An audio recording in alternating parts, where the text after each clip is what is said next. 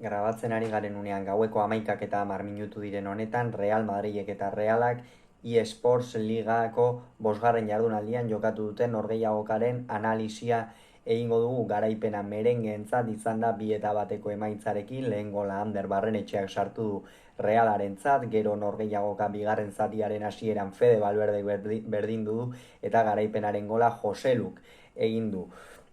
Norgehiagokaren analisiarekin hasi aurretik errepasa ditzagun 11koak, izan ere Real Madridek bere aldetik 2 aldaketa egin ditu. Carlo Ancelotti entrenatzaile italiarrak Kepa izan da tepean, lauko atzealdeko lerroak Carvajal eskuinegaletik, kapitaina Fran García ezkerregaletik, Rudiger eta Alaba atzealdearen erdialdean, gero Euskarri lanetan Ogelian Txuameni izan da, barnealdean Valverde eta Kroosek jokatu dute, eta Getaferen aurkako norgehiagokarekin alderatuta Modric eta Kamavingaren ordez irten dira bi hauek, gero aurrera xeago Bellingham aritu da eta goian Joselu eta Rodrigo izan dira.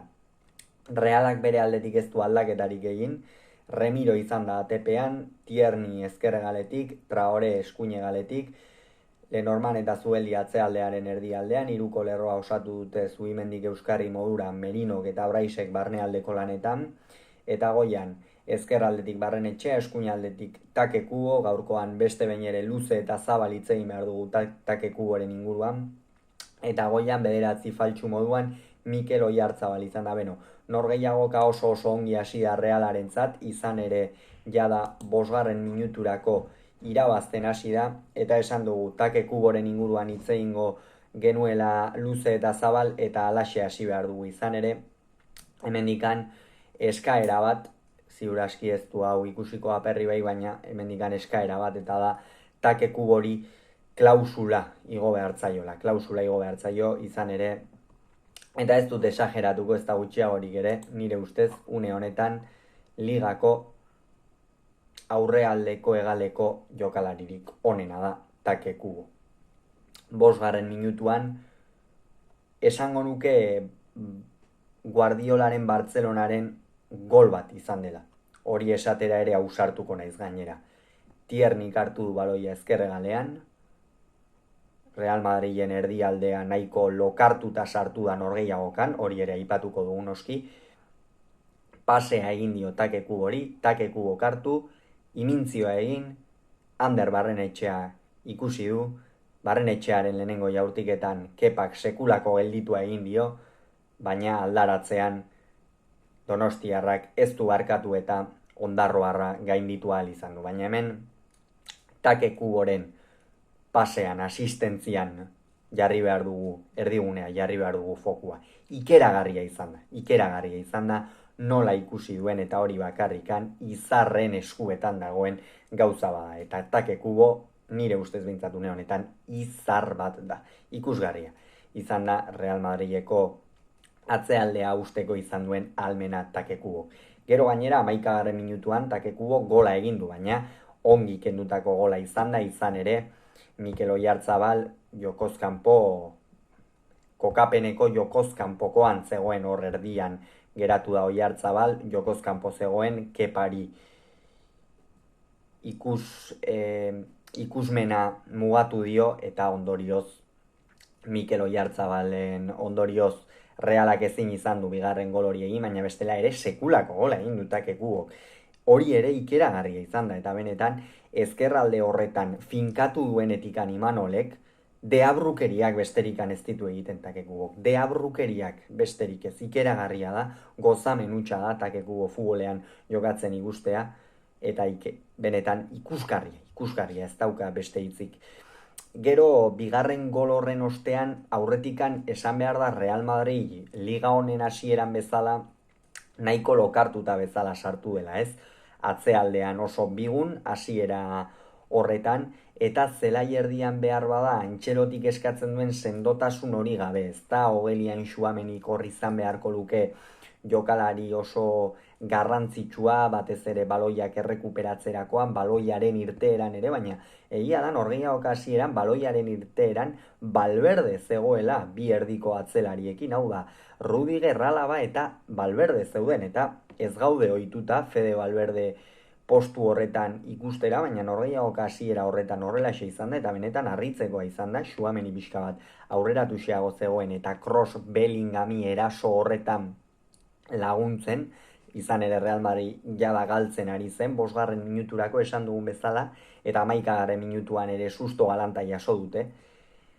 Gero, Joselu 16. minutuan aukera bikaina izan du eta hemen hasi dira Realaren zalantzak atzealdean. Reala hasieran ongi hasi da, baloia ongi ikutzen, esan dugu Guardiolaren Bartzelonak sinatuko lukeen gol sartu duela norgehiagoka hasieran, baina gero pixkanaka zalantzak hasi dira. Lehenengo eta behin Alex Remirok baloi txar bat ipini du, eta ondorioz Real Madrideko jokalari batek hartu du, Carvajalek erdiratu du, eta ia Joseluk gola egin du, Langara bidali du, eta gaitz erdi Langara bidali duela, baina aukera oso garbia izan du Real Madridek, eta hor ja Realaren zalantzak hortxe hasi dira. Gero bestalde Robin Lenormanek oso egun aldrebesa izan duela esango nuke, baloiarekin oso deseroso aritu da Bretoia, eta horrek ere noski eragin du Realean. Hala eta guztiz ere lehenengo zatian esango nuke Realak oso ongi kontrolatu duela, eta Real Madrid behar bada kalitate hori falta izan zaiola, ez? Rodrigo saiatu da, Joselu ere hortzegoen, baina behar bada Jude Bellingamek ez duen ez aurreko norgehiagoketako protagonismo hori izan, Real Madrid hasiera horretan kostatu egin zaio, eta Realak hori esango nuke ez duela baliatu. Ze bigarren gola sartzeko aukerak ere izan ditu, eta Realak gero hori larrutik ordaindu du bigarren zatian. Izan ere, bigarren zatian sartu eta berehala, esango nuke Reala oraindik ere aldageletan zegoela, Fede Valverdek sekulako gola egin du. Fran Garziak behar bada lehenengo zatian gehixeago eskatzen zitzaion jokalari bate, erasoan egin duen lehenengo jokaldian, Fede Valverderi sekulako pasea eman dio atzeraka, eta honek kanpoaldearekin txikitu xeatu birrindu egin du baloia, eta zutoinan eman, eta gero sareetara joan da. Hemen ja Realaren zalantzak areagotu egin dira, noski, eta hor gero izan da Real Madrilen aztikeria. Jende honek urte asko daramaki futbolean jokatzen, Carlo Ancelotti esperientzia handiko entrenatzailea da, esperientzia handiko jokalariak dituzte, jokalari askok 5 txapeldunen liga irabazi dituzte, liga asko exigentzia handiarekin jokatzen duten jokalariak dira, eta hori nabaritu da. Izan ere une batean Realari utzi dio jokatzen, Realak ukitu besterik ez du egin, Real Madrilen helburu bakarra atzealdean sendo aritzea, Tchouaméni bere postuan sendo, hegaletan ere Kroos eta Bellingamen laguntzarekin, eta Valverderen laguntzarekin noski, eta Realari jokatzen utzi, eta alaxe egin dute Imanolenek, baina erru bat izan dute. Bigarren zatian takeku ez da asko azaldu, eta horren ondorioz, egal horretatik alde batetik ez du minik egin, eta bigarren golaren bila ere ez da joan, eta hori erru ikeragarria izan da. Zer gertatu da? Real Madridek berreskuratu duen lehenengo baloian, berriro ere Fran Garziaren erdiraketa bat, Joseluk errematatu eta gola egin duela. Robin Lenormanen akatxandia izan da, eta hor ikusi da zergatikan Real Madrid ez? Uzten dizu jokatzen, Realari utzi dion bezala kasu honetan, baina gero beraiek badakitenean baloia noiz berreskuratuko duten, hau da, hemen denborak oso ongi markatuta zituzten Real Madridekoek. Bazekiten noiz utzi Realari jokatzen, norgehiagoka berdindu dute, lasaitu dira, fisikoki berreskuratu, arnasa berreskuratu, eta aldiz Realari arnasa galarazi egin diote. Eta hori Realak ez du ongi baliatu, eta gero odolkiak ordainetan izan dituzte txuri urdinek. Eta Joselu gol bikaina egin du, buruz hor, aurrelari peto baten gola, baina Robin Lenormanek marka galdu du, eta ondorioz hor etorri da. Eta hor da Real Madridek aldaketa batzuk egin behar zituen, Tchouaméni atera da Kamabingaren ordez, eta Joselu kendu du Modricen ordez, Tchouaméniren norgehiagoka nahiko apala izan dela esango nuke.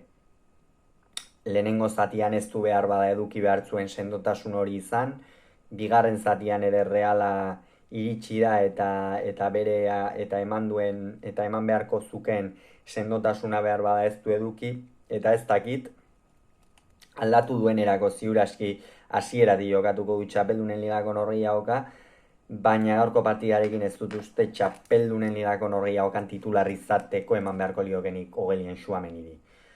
Beste norgehiagoka bat izango da noski, baina ez dut uste. Eta gero bestalde Joseluk lehenengo zatian askoz ere gehiago saiatu da, hor ikusten da ez, pixkanaka sistemara ere egokitzen ari dela, Antxeloti ere ari zaio konfidantza ematen Joseluri, eta hor lehenengo zatian aukera izan du, barkatu du, baina bigarren zatian jada eduki duen lehenengoan buruz sareetara bidali du, beraz Joseluren norgehiagoka oso ona. Eta bestalde Kamavinga eta Modric, nik esango nuke Luka Modricek kaletikan oso urrun elukela egon behar, hor pare bat ostikada eman ditu eta epaileak pixka bat kota altu jarri izan balu norgehiagokan, hor Luka Modricek kaletikan oso urrunetzen izango, eta Kamavingak, ez du aparteko norgehiagoka bat egin, ez du behar izan ere, eta nahiko partida apala, diskretua Kamavingarena, gero hortikan aurrera Realari baldeka da urrotzer hori zaio, fisikoki ere nekatuta zeuden txuri urdinak, eta esango nuke Imanolek berandu egin dituela aldaketa gaurkoan. Haien atera da Tierniren horrez, Tierniren norgehiagoka ona, Granadaren aurka norgehiagoka ona jokatu zuen, eta gaurkoan ere norgehiagoka ona jokatu du eskoziarrak, eta hor haien atera denean, haienek ez dio behar zuen sakontasuna eman Realari.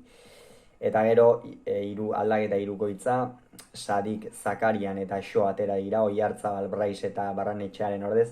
Oiartzabalen norgehiagoka bizi-bizi aztertuta ez dago oraindik, baina Realari asko ematen dio, eta atzealdeak nahasteko ere ongi dago Oiartzabal. Atzealdeak nahasteko behar bada baloiarekin ez zain beste, baina nik esango nuke baloiarekin badaudela jokalari batzuk oso argiak direna, baina Oiartzabalek badituela beste gauza batzuk, eta asko eman diezaiokela Realari.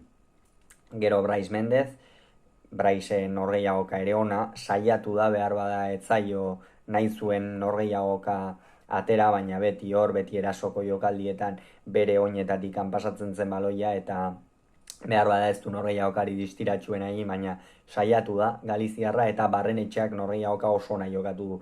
Golaz gain, behar bada Kubok hartu du protagonismo guztia, baina berak baloia hartzen zuenean etengabeko arriskua zen Real Madridentzat, eta partida gona jokatu duela esango nuke Barrenetxeak, eta gero Sadikek ez du aukerarik izan, Zakarianek ere ez, eta Xoren inguruan zer esan, hor izan du aukera bat, baina ez du ongi baliatu frantziarrak, oraindik ere asko dauka hobetzeko, eta esango nuke Imanolek beste zerbait eskatu behar diola Xori, eta esango nuke denbora gehiago ere jokatu beharko lukela. Eta gero, 87. minutuan Real Madridek azken bi aldaketak egin ditu, Rodrigo eta Valverde kendu ditu, Rodrigoren norgehiagoka ona izan da, naiz eta ez duen golikan sartu eta behar bada gol aukera handirik ere sortu, esango nuke lehenengo zatian pare bat ere izan dituela, baina Remirok ongi atera dizkio, ez du aipatu, baina Remiroren beste norgehiagoka on bat, ez du goletan ezertxo ere egiterik izan, baina orokorrean norgehiagoka oso nahi jokatu du Kaskantearrak, eta Realarentzako jokalari oso garrantzitsua Remiro, beste behin ere. Eta gero Valverde golaz gain nahiko partida apala egin duela, esango nuke, behar bada bigarren zatian biziago, indartsuago ikusi dugu, eta gero Brahim eta Lukas atera dienean, Brahimek egin du jokalditxo bat, baina hauek ere ez dute zer handiri demostratzeko aukera izan. Beraz, porrota Bernabeun, espero zen porrot bat, normala dena gertatzea, eta une honetan, sailkapenean, Real Madrid lider da, 15 puntu eskuratuta, eta Reala 11. postuan izango da, Europako postuetatik 3 puntura, 6 punturekin. Hauxe izan da beraz, norgehiagokaren inguruan esan behar genuen guztia, urrengoan gehiago izango duzue hemen Kirolunea YouTubeko kanal honetan, bitartean ongi izan, agur!